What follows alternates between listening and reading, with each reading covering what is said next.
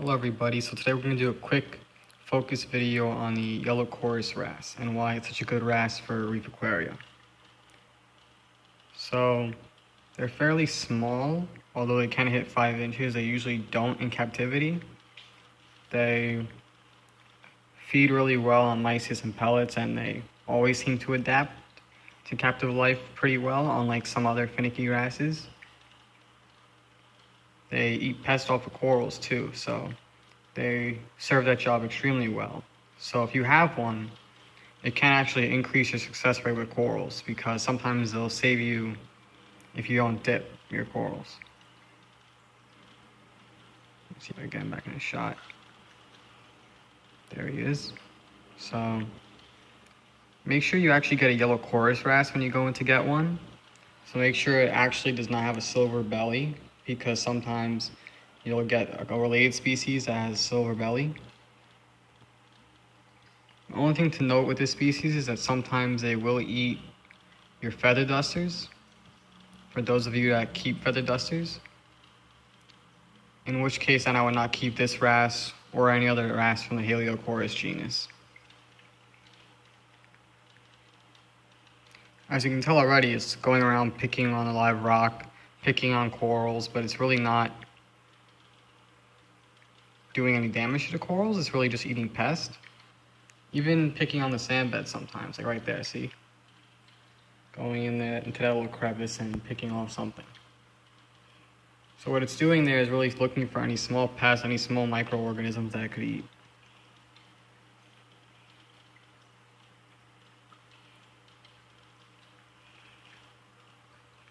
They're really common in captivity too, so I think most pet stores would have one if you went in to check. And if not, most of the related species also do very well in captivity. And you can almost substitute most of them, because most of them have very similar care requirements, with the exception of one or two of the larger species and some of the smaller ones. Most of the medium-sized ones, like this one's going to end up being, tend to have very similar care requirements. The other thing is these wrasses in larger tanks can be kept in groups. Obviously in my 60-gallon, that's not an option. But if you have a 125, for example, you probably can get away with 2 if you add them together. The other thing some people do is add multiples of the same genus. So you could get a iridis wrasse and a yellow Coris if you really wanted to. Although some people don't do that, because sometimes they actually will end up fighting, which is why you still have to add them at the same time. It's almost like adding multiple tanks together.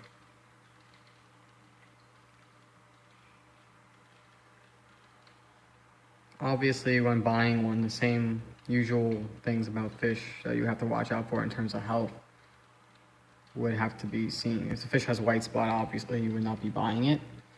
Although from what I've noted, this is one of the hardier species in the genus. And I think because of that, more people keep them. He really likes to go back behind the rock work, I think, sometimes, because there might be more of a diversity of small organisms back there for him to pick on. The other thing to note about this species is that you will need to have at least a small sand bed, because they do like to sleep in the sand.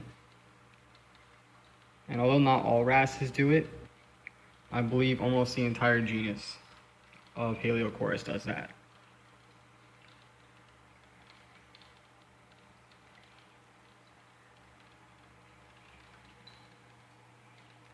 This is basically what they do all day, go around picking on live rock. And they really help, especially if you're keeping SPS, because they will probably save you of 1 or 2 big mistakes, let's say here. If you don't quarantine your corals and if you don't dip, I would really recommend getting one of these, because although other fish like damsels, for example, do that job too, these guys won't be as territorial as damsels. So you can add these guys, second or third in your tank stocking order after you add the very peaceful species, such as firefish or other small zooplankton eaters.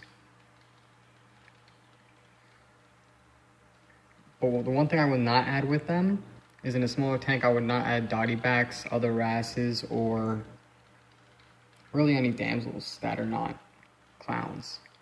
Even though you can get away with it, the similar niches might lead to injury and extended conflict. So that's about it. These wrasses are just really great for most people's tanks, and they tend to do very well. I think most people at one point or another, if they have reef tanks, will eventually end up getting one of these, or at least a similar species, just because of how common they are and how well most of them do in captivity. So I think that's it, everybody. See you on the next one.